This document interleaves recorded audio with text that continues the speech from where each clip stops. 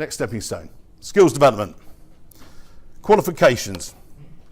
They're a key differentiator for anyone working in Treasury. I get quizzed by candidates, especially those perhaps in the earlier stages of their Treasury careers. How important are qualifications? Simply answer it, question with a question. How successful do you want to be in Treasury?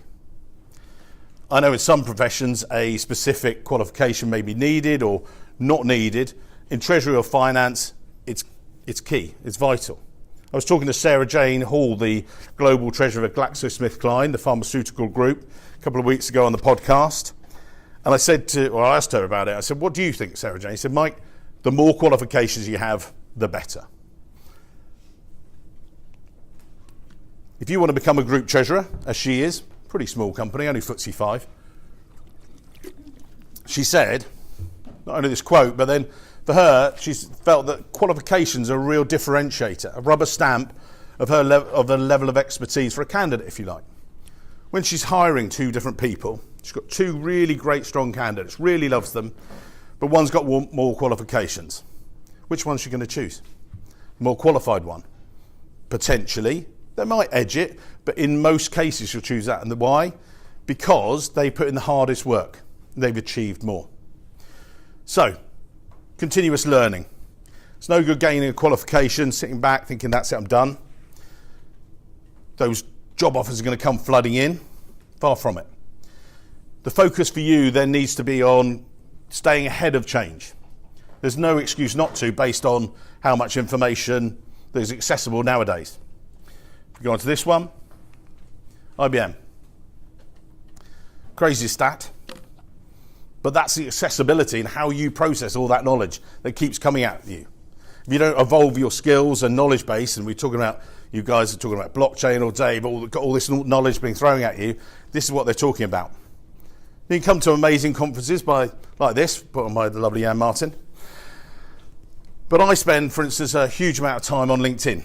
Not just trying to find people, but actually reading articles about Treasury, latest developments, posts from treasurers, staying up to date on the challenges you guys are facing and what's happening in the industry. I spend hours listening to podcasts, key influencers in marketing, but also in Treasury. I've got to say my kids absolutely love a long car journey with me nowadays.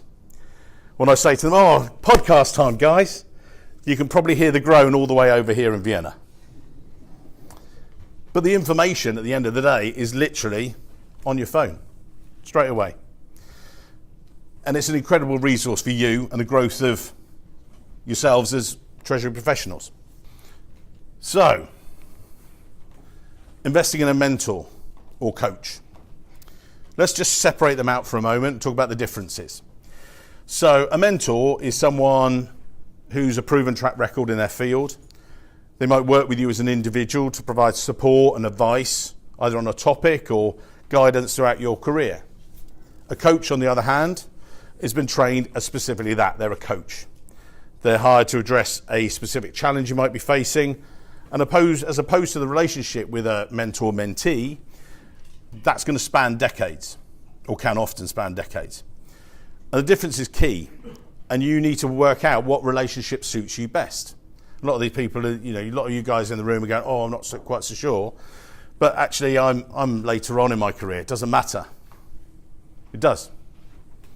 Obviously, early stages of your career, that's when they could be in the greatest demand because you're beginning, you're wanting guidance. You need the right direction.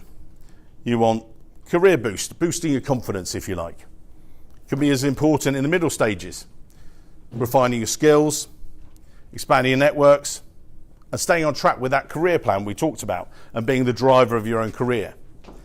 They can also challenge your norm, particularly at the latter stages of your career, and give you new perspectives. You need someone to challenge you.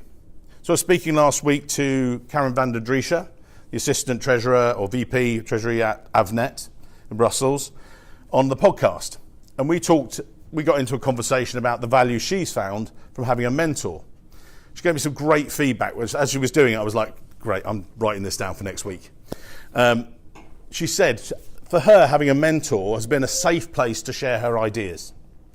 It's an environment where she's been able to voice her concerns without it having a negative impact and without being judged. She found it was her place to be human in some ways, and it helps her understand how to coach other people. And she was able to try out and rehearse presentations, for instance, a bit like this, without the fear of looking stupid. On a personal level, I wouldn't be where I am now without the help of some different coaches and mentors.